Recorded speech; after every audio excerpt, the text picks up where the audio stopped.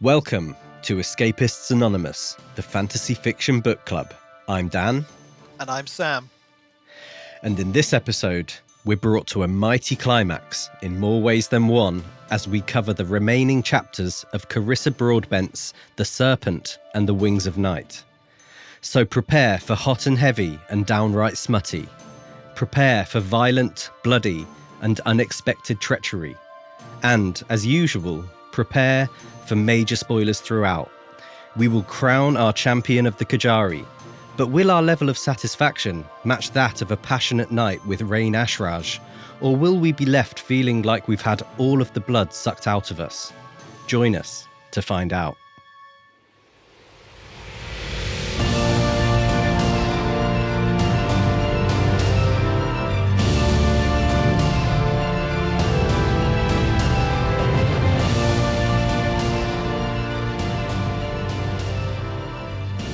All right, here we are at the end of The Serpent and the Wings of Night. 4 episodes.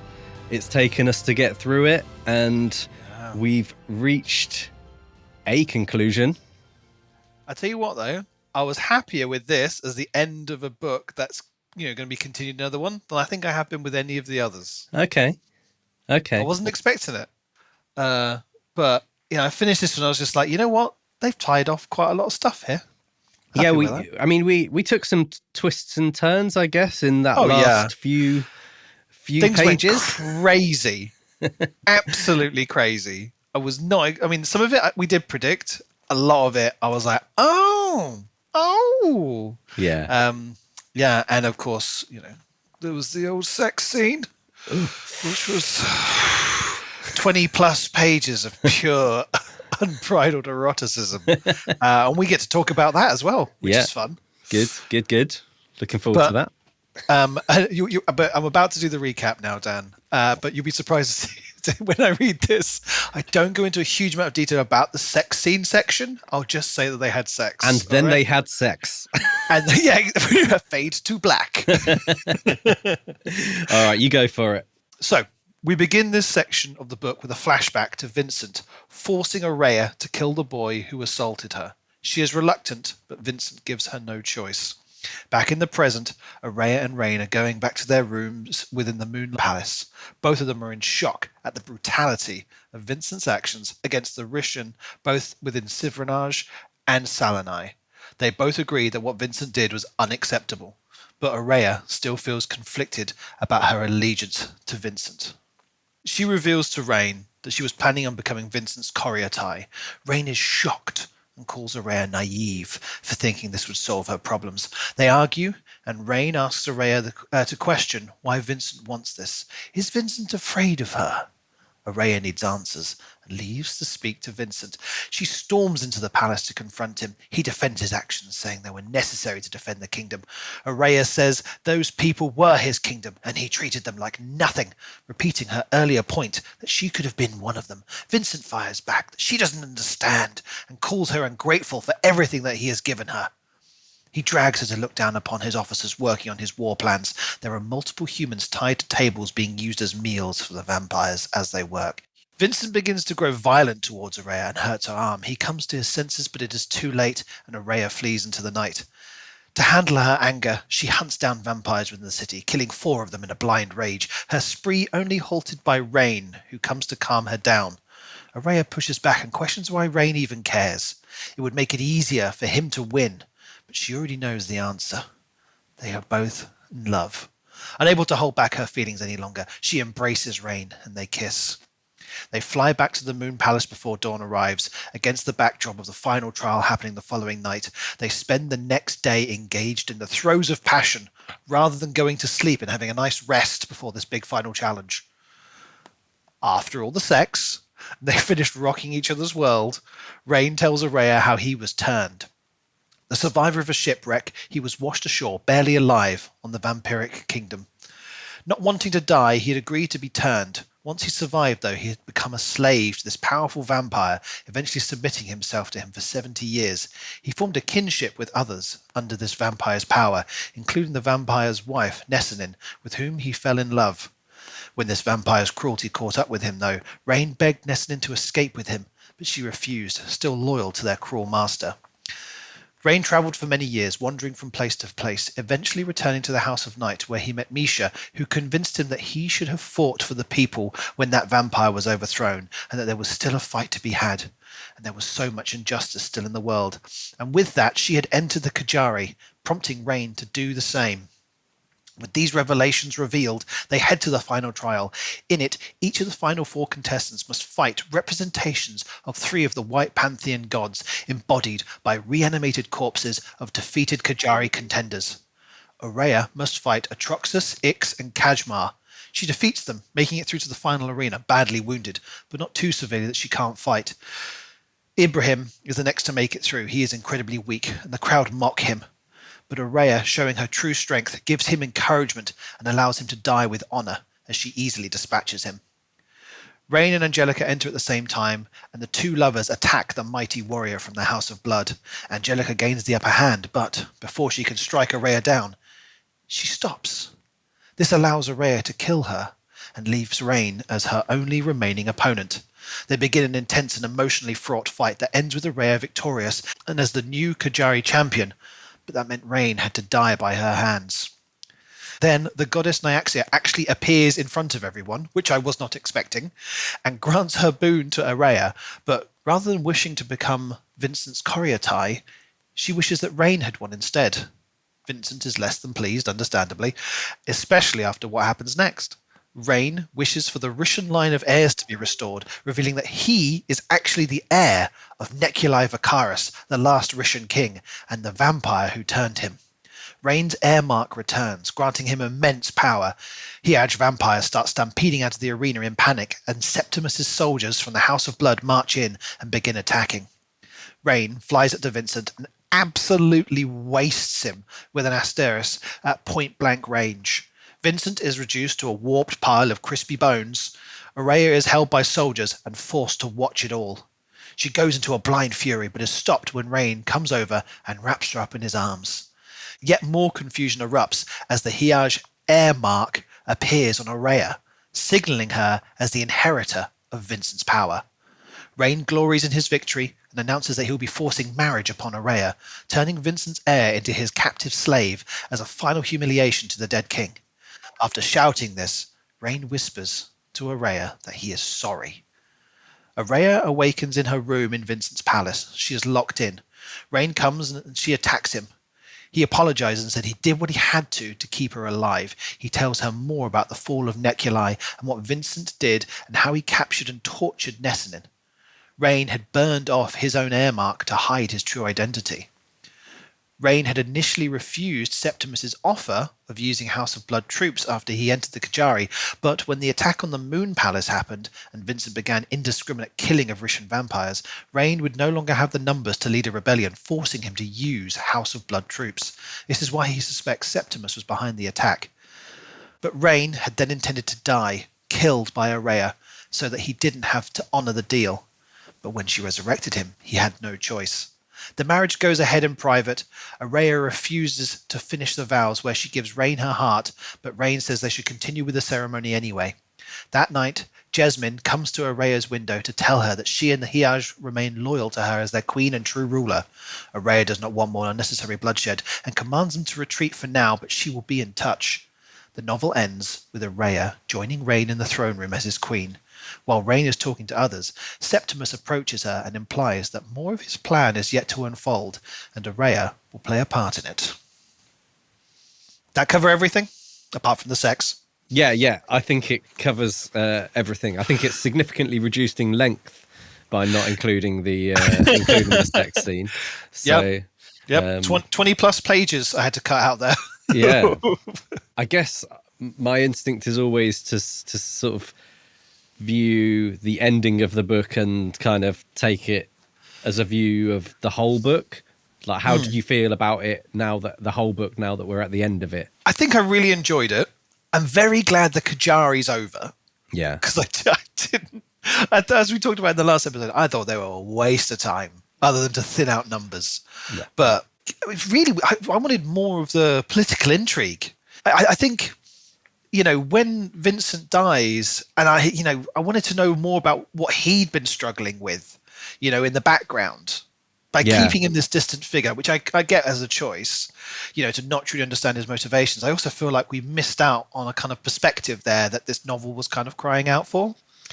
Yeah, I think I feel the exact same way. I think the main stuff that I was thinking was obviously the romance is this core element, but also that political intrigue is much more of an important element than the Kejari and the trials, etc.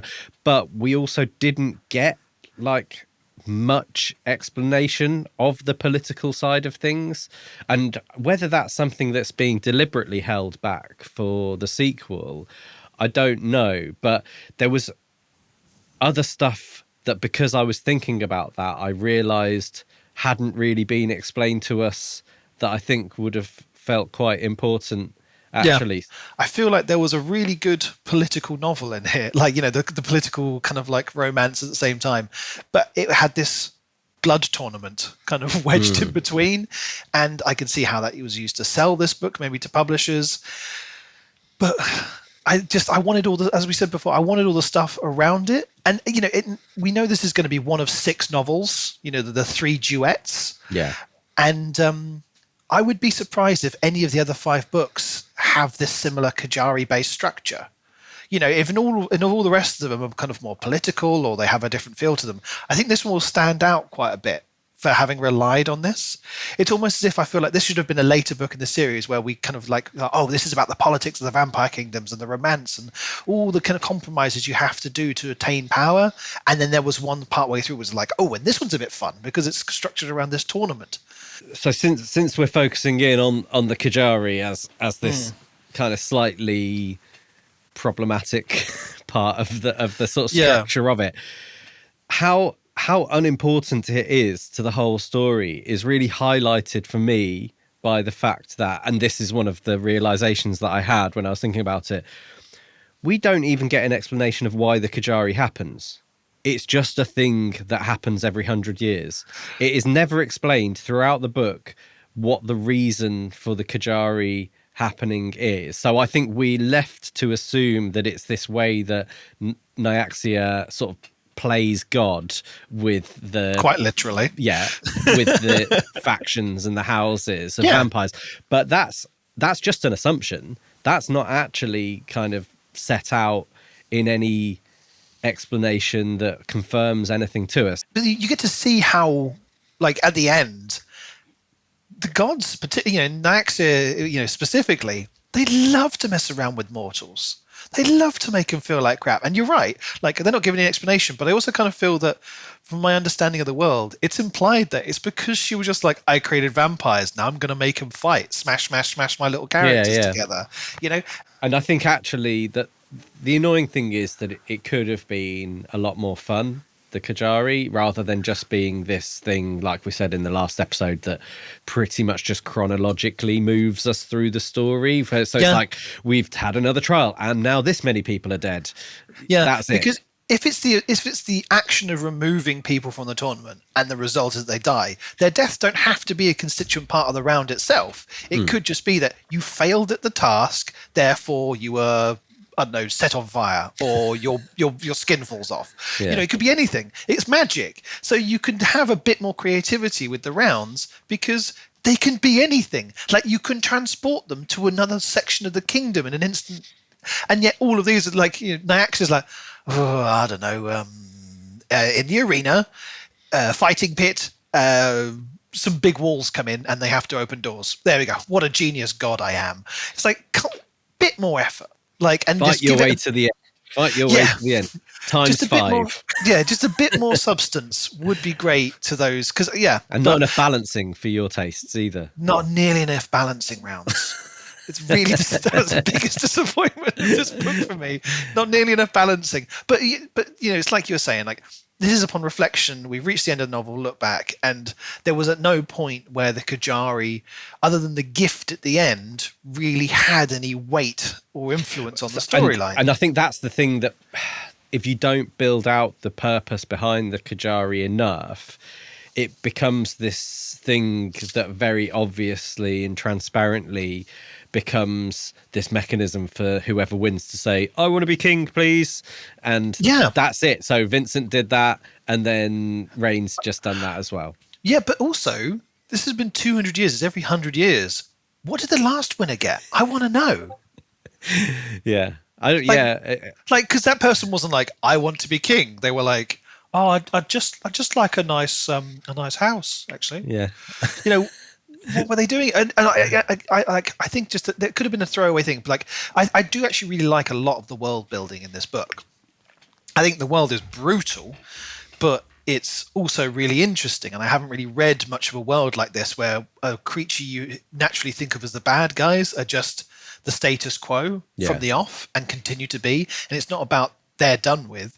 It's just, no, just more of them are coming in. And that I found quite interesting.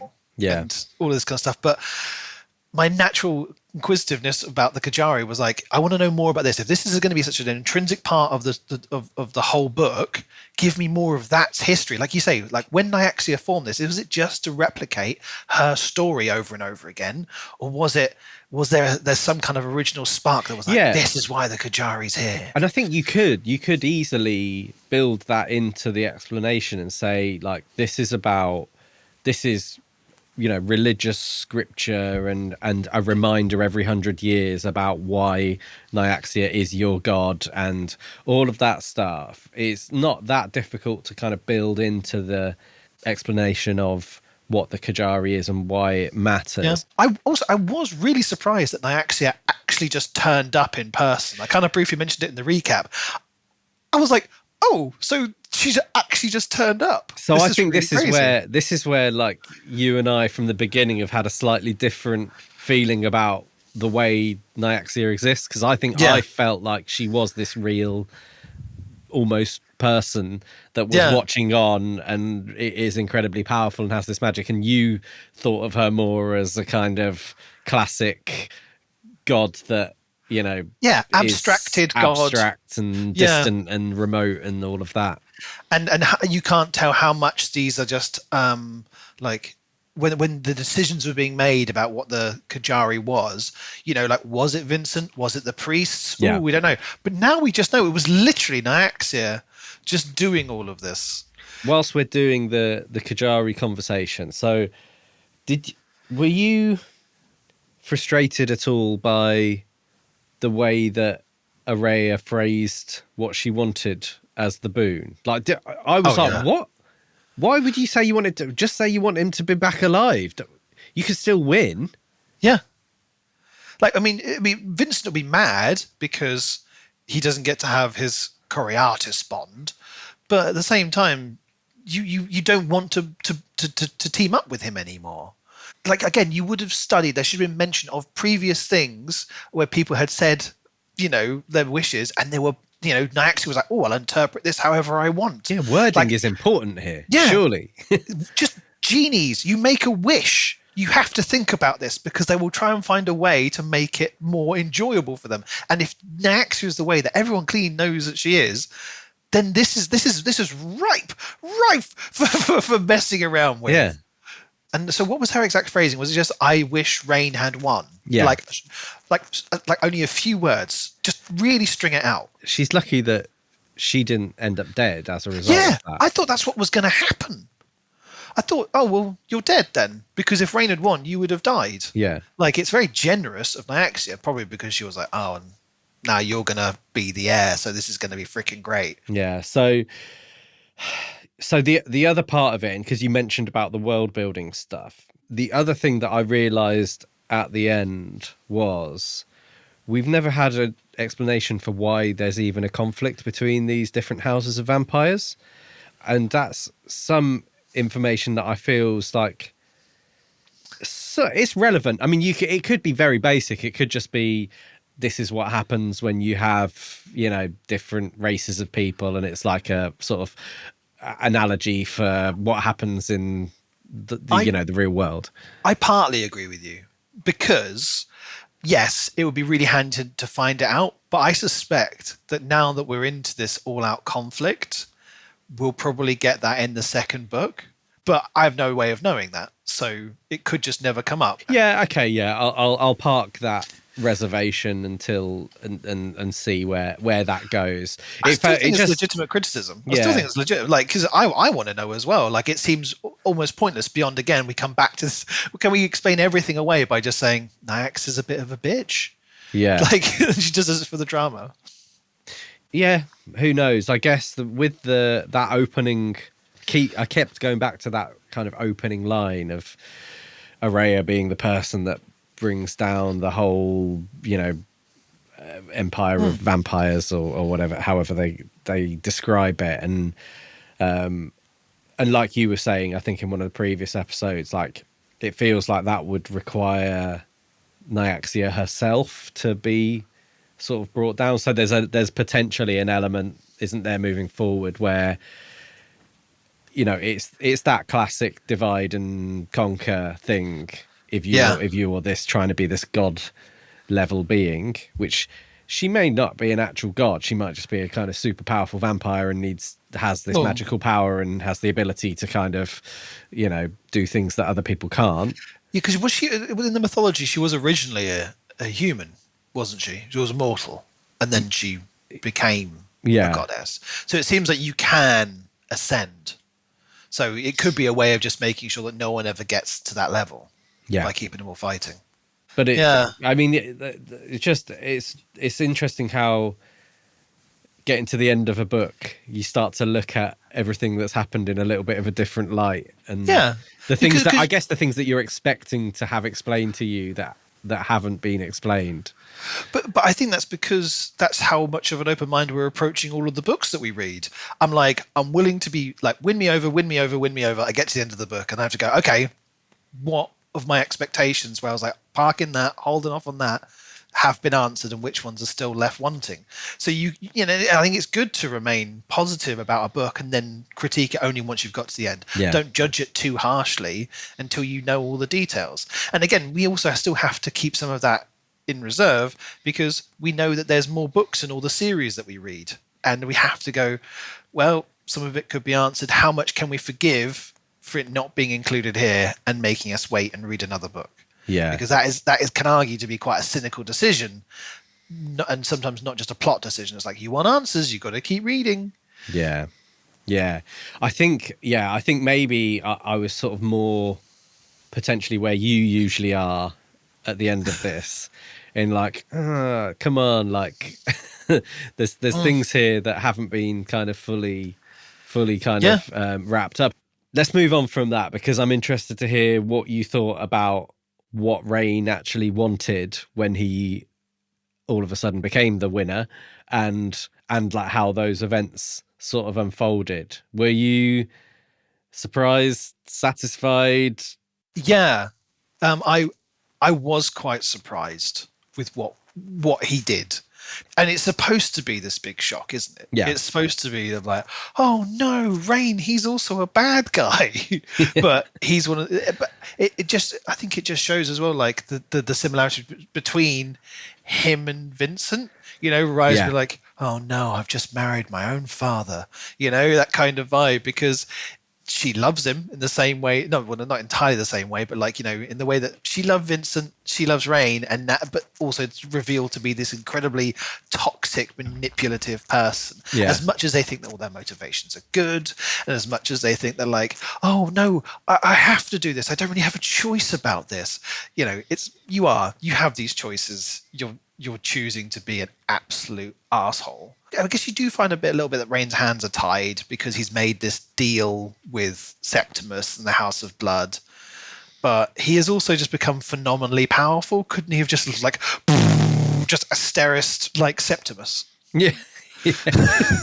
Yeah. So my initial reaction was like, oh man, this is going to make those daddy issues way, way worse. Oh my God, yeah. I think I might have rolled my eyes when he said, basically, I want to be king. I was like, oh man, like, I think I was hoping for something a little bit more. But does he, Dan? Does he want to be king, or does he just want justice? Well, yeah. So, but then it like what you were just saying is really sort of embedded in when he basically uses a Vincent line, doesn't he? Yeah. He says, well, this is war. Like, you have to make difficult decisions, and instantly the same justifications. But the bit of it that I didn't think was very good was where basically all of his allies want him to kill Oraya, and he's like, "No, it's all right, guys. I'm just going to rape her." Are we it's cool, yeah. but it's like, are we expected to believe that that's a believable thing for him to say in front of the group of people that are his followers? He's desperately trying to make it seem like, actually, I've got an even worse idea than just killing her. Yeah. I'm going to marry her, and she's going to hate it so much. She'll be like, yuck. And I'll be like, stop. Sorry, you still have to be married to me, and you have to kiss me. Isn't that like even worse because it's Vincent's daughter? And that's like really naughty of me. So like, I'm even actually more evil and powerful than you even thought. So, and I'm going to prop Vincent's body up and make him watch. It's like, whoa, Jesus, Rain. Like, who even thinks of that stuff? Because no, everyone is fully aware, like, that Septimus will be aware. His little allies who are living in that hut will all be aware that he had genuine feelings for her. So when he's like, no, this is the greatest humiliation ever, they're all going to go, no, it's not. Because you clearly have a crush on her. Yeah. Like, so how are we supposed to believe that this is some other part of it? I mean, well, actually thinking about it, Septimus did immediately see through it and was just like, at the end, going up to Oraya and going, I know, don't worry, I always knew you were going to win, and I never make a bet that I don't, that I can't win. So he clearly, seeing he's playing the odds and been like, well, as long as you're alive, then I can go even higher than this. Yeah. They keep playing it. I mean, they've literally all just watched as she has given up her boon from Nyaxia to save him. Got a thing going on. There's clearly something going on between them, but I also just thought, like, I don't believe that that's the way that Rain has conducted himself with these other vampires prior to entering the Kejari. So I don't think it was like a believable sort of sequence of events or things for him to say. Because like, he clearly worked alongside those other people for ages. They know he's this man who has these good intentions. Yeah. And Septimus is the one who forced him into this. So for him to just be like, this was my plan all along, to be even more evil, Septimus will immediately know, well, no, I'm the one who put you into this really dire situation so I could get the upper hand. Yeah. So I know you're not the bad guy you're currently pretending to be. It was quite unbelievable to have that as a premise for why she isn't slaughtered instantly. I feel like Carissa Broadbent could probably have come up with a slightly better justification for this happening. I just think, like you said, it's like he's super powerful. He just literally squished Vincent with Asteris, and like he could have just been like, if anyone touches Oraya, I'm gonna absolutely end you. Or even put it as like kind of a magical thing, like, okay, restore my line, and I want to be Oraya's courier tie. Therefore, we're bound by love and blood. So that's how that is now. Like, why couldn't you just have done that? Yeah. So, but I know that this has just been a bunch of criticism. At the same time, when I was reading that bit of the book, I was still going,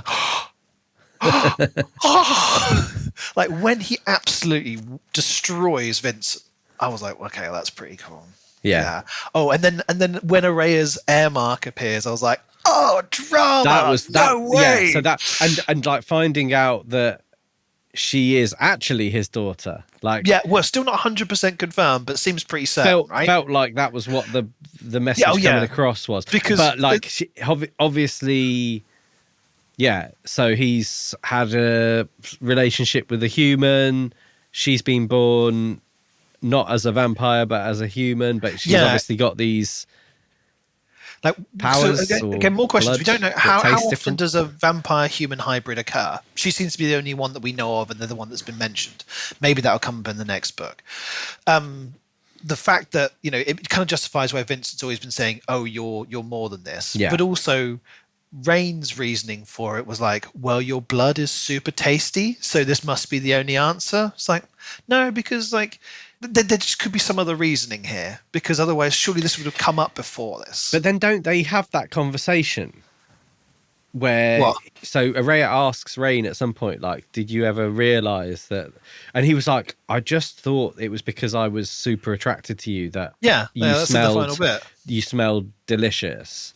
Earlier in the book, he wasn't necessarily insinuating that it was some special reason that she smelled different. No. But he's like now using it as this reasoning of like why she's got the air mark. He's like, oh, this makes sense. It's because you must be actually his daughter, even though, and I guess it's because of the blood ties. Because you can kind of see Rain is turned by Neculi Viserys, And then he therefore gets there's that blood link there, because of course I assume similarly you have to take on some of his blood, so that's what links him. So when he got the air mark, it's because he's of his house, he's been sired by him, and therefore he thinks, well, it has to be some kind of bloodline thing for you to even be considered for the air mark. It wouldn't just come to you because you're emotionally close to Vince. No.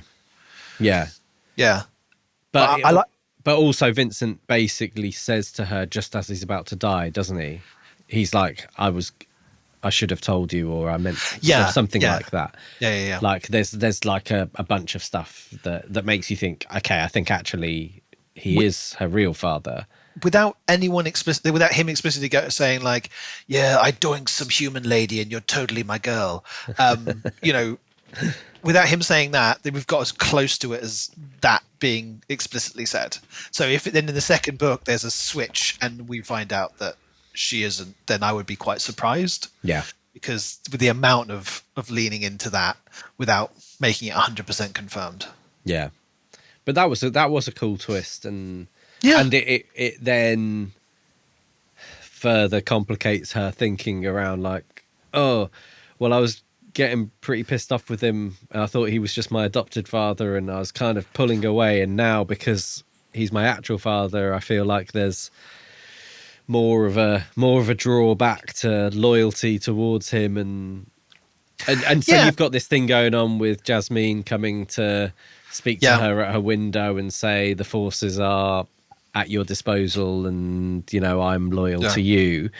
And I don't know, do you feel like she's genuinely in two minds about how she feels about Rain at the moment, or is she super pissed off with him for wasting Vincent? She's definitely in two minds about it. Like those final words of the book, shows that she can't quite do it. It's and what about you? He murmured. His thumb stroked my cheek, traced the line of my jaw. Are you going to kill me, Oraya? He said it just as he had a lifetime ago as dawn encroached on an alleyway in the human slums, and just like that night, I didn't pull away from his touch. Instead, I pressed my palm flat to his chest. Behind him, my kingdom burned. I thought, maybe. Not tonight, I said. So it's playing into the dynamic that they had, the whole thing throughout the entire Kejari, when she was like holding off killing him time and time again. And personally, I think it's actually a really nice way to end. And like, it's conflicted, but it also is problematic in the same way, because I can completely understand why she thinks that, in the same way we could understand why she felt the way about Vincent. He was doing all this horrendous stuff, but she was still trying to justify it. And she's going to do the same with Rain until she can break away from him. The problem here is that it just bugs me, because she's all been so much about, Rain was depicted to us as a reader as this positive alternative to the previous relationship she's had. No longer like Vincent, no longer like that young vampire who took advantage of her. The sex scenes, the way the relationships have built up, the way he's acted, all of this has been in the kind of like the pursuit of demonstrating that you don't have to have these toxic relationships, only for it to now turn into one of those exactly again. How are we as a reader supposed to feel about that? For the message of the book to be like, no matter how any of these guys act, it always just ends up in the same toxic mess. Yeah. I think the thing I struggled with was the idea that she could be in any way conflicted and not just be absolutely furious at Rain and hate him, because I know they've developed this, romance and attraction and stuff, but as you've just explained, literally all of that has now just been totally undermined by what he's done. And even if he still has good intentions about kind of making the world a better place, he has murdered her father in front of her. And she says about like, he didn't lie, but he omitted like pretty important elements of the truth from the way he talked about it. Yeah. And if she had that information, the decisions she made about sleeping with him and all of that stuff may have been significantly different. So I think you're absolutely spot on that, like, it's become this just immediately really toxic relationship, but she seems to have these issues around that Yeah. being an acceptable thing for men to do in her life. So yeah, one thing that we haven't discussed, which is the elephant in the room, is the Well, it's of significant size. Indeed, and it was certainly a chapter of magnificent length. Oh, yes. The sex scene, which weirdly I got to the end of, and I didn't have like a huge amount to say or think about it. It just because it happened, and it was like it perfectly. It didn't seem incongruous with the storyline. It seemed like the perfect point to place at this point of high emotion. It fit in there. They had this time limit, and they wanted to demonstrate to each other how they felt. Again, fit perfectly well there. In terms of a romantasy book, it kind of was exactly what I was thinking in terms of, oh yeah, it's not just going to be 2 or 3 pages of we had this night of immense passion. It was like this and this. It went into a lot of detail, and I also appreciated how much there was other stuff thrown in amongst the moments. You saw the moments of insecurity where Rain pulls her forward on the bed, and she's in this suddenly vulnerable position, and her mind goes, where are my daggers? You know, and she's still thinking about maybe this is the time he could kill me or I could kill him. And by throwing those bits in, it wasn't just sexy writing. It's also serving a function within the character development, which worked. Yeah. I have to say, I never feel as much inside an author's head as during a super graphic sex scene. There's something there, isn't there, that feels like deeply personal to somebody that you're almost like watching in on inappropriately. Well, because she's writing something that she finds erotic. Yeah, it's a very personal moment with the author.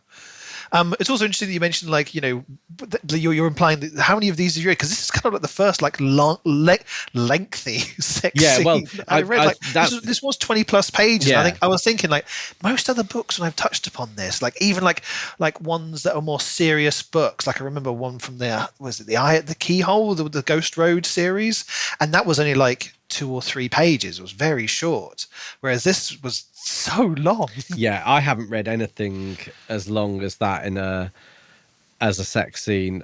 A lot of other books that I've read have sex scenes in, but I have to say, just off the top of my head, I think most of them are written by men, and I wonder whether there's a general like discomfort around writing that long. I think like men probably aren't very good at explaining the female experience in sex, and it's maybe a unique thing to female authors. I don't know. I might get that might be another thing that I could get in trouble for saying. But yeah, it was super long, and I think I expected it to be, but it was also one of those things where sometimes the thrill of the chase is hotter than the catch. But that's why a lot of the sex scene was also build up. Like there was the removing of the clothes, the whole thing. Like the actual sex act itself was a much smaller part of it. You just had a lot of build up. Yeah. Which again, she's writing for a particular audience, but also if she's writing what she also finds erotic, then like again, they have these close moments, and you can have this awkwardness where we're talking about other authors. Maybe they don't feel vulnerable enough to open up and show what it is that they think is either a sexy thing or something that portrays what's happening emotionally for the characters when they're using sex as that kind of device. Yeah. And I feel here like she implemented it well. If you're an author who wants to write like erotic fiction, then this is exactly kind of what I was expecting, and also a good example for me as an experience reading it. Yeah. So we have our usual 2 questions that we ask at the end of a book. So first one is, would you like to live in this world that Carissa Broadbent has created? No, not even in the slightest. You're human, you're having a bad time. You're a vampire, you're constantly upset. Like, no one's having a nice time in this world. The gods are jerks. There's political instability everywhere. If you're one of the House of Blood, you get a disease. If you're the House of Shadow, you're a weirdo. Like, no, I'm not. What if you were just one of these vampire bakers or dog walkers? Because apparently it's an enormous vampire society with a functioning economy or something. So I've always had, like, just as vampires in general, I've never wanted to be a vampire really, because I don't like the idea of drinking another being's blood. I just don't want to be involved in that process, either receiving or giving. So no, count me out. Yeah, see, growing up, because I was always really into vampire stuff, I liked the idea of being a vampire. It wasn't about the drinking blood; it was more about the being young forever. Can't get around that, Dan. No. Like, I think it was something that I would have been willing to put up with. No, I just like, and also like, no other food tastes nice. I'd have issues with that. Like, I'm going to look for immortality from another origin. Thank you very much. Fair enough. Yeah, I mean, since we're making decisions about things that aren't even possible anyway, we might as well just make up the rules. I'm just going to become a demigod. There we go. I'm going to fight through the underworld and become the new Nyaxia. Is it that different from a rare steak? That's true. Rain and Misha just eat, they drink deer blood and all of that. With that one comment, Dan, you've changed my mind. There we go. I'm on board. Steak. I'm very pro-vampire now. Yeah.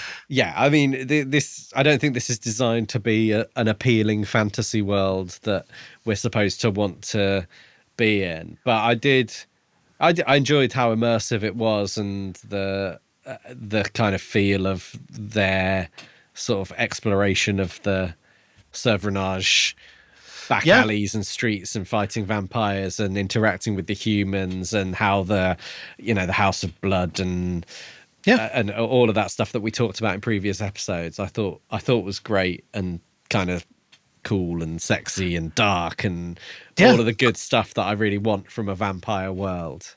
Absolutely, I completely agree. Like, I even though we've criticized a bit of this, like, way more than Foxglove King or Six Crimson Cranes, loved reading this. Still think it's a really entertaining and enjoyable book.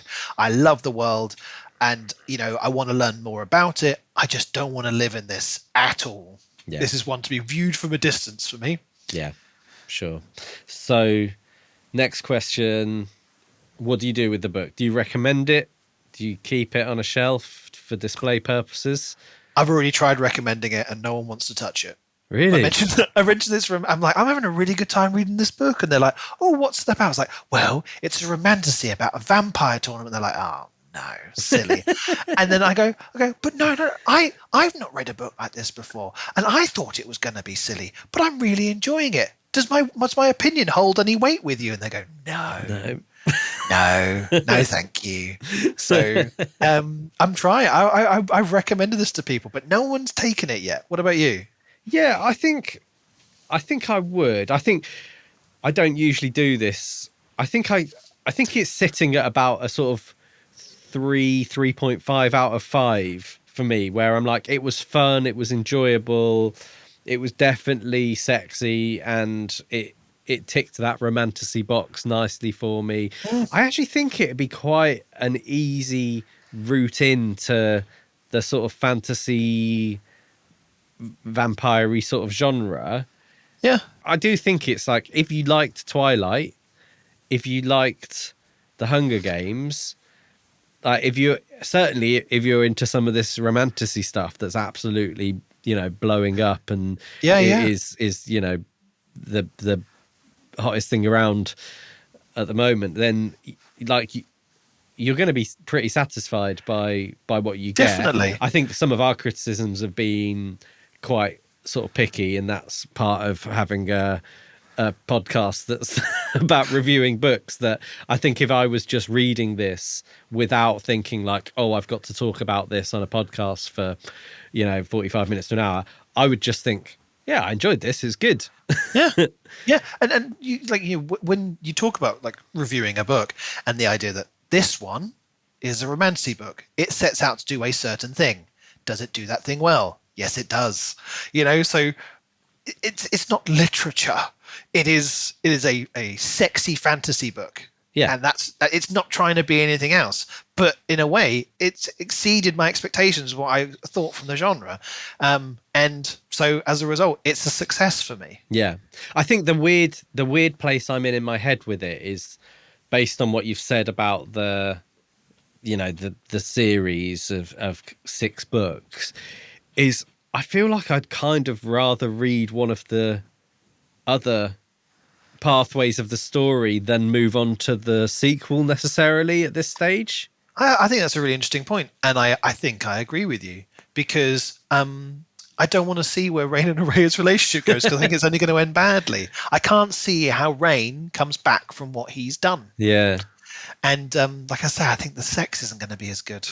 The spark's going to be gone. Yeah. So, it's not going to be as fun for Oraya anymore. No. But yeah, I'd happily delve into more of this world. And it's nice that we kind of have those options where you can learn a bit more about the world through the viewpoint of another character. Yeah. Yeah, I'm with you there. So, to wrap up, I guess we should announce what we're reading next. Yeah. It's the first time we're going back to a book series. Indeed. So we're moving on to book 2 of the Fallen Gods trilogy. In my head, it was just Godkiller series, but yeah, maybe it has got a different name. It's a sequel to Hannah Kane's Godkiller, which is Sunbringer. So yeah, we're going to go back to the world that Hannah Kane has created. We enjoyed the first one, and those were our very first 2 episodes. If you want to go back and memories, get some nostalgia, or just even catch up and remember what Godkiller was all about. I'm really looking forward to reading it, because after we finished reading it, I was walking through a small town. I think it was Whitstable, and I saw it in a bookshop, and I just bought it on a whim. And I was like, oh, now I have to wait ages to read this. It's been sitting on my shelf for ages and ages and ages, and now I finally get to read it, which is really exciting. Yeah, indeed. So we will be covering chapter 1 through to the end of chapter 16. So get reading and join us in the next episode for our discussion on that. But in the meantime, if you want to get in touch and let us know your thoughts on The Serpent and the Wings of Night, what you enjoyed, what you didn't enjoy, what your answers are to our key questions of whether you'd want to live in the world, whether you'd recommend it, those types of things, get in touch. Either leave a comment below if you're watching on YouTube, or you can message us on Instagram, Facebook, TikTok at Escapists Anonymous Pod. If you're listening on a platform that allows you to leave ratings and reviews, please do so, and that really helps us to reach more people and get seen by more people. So we appreciate you listening, and all that's left to say is goodbye from me. And goodbye from me.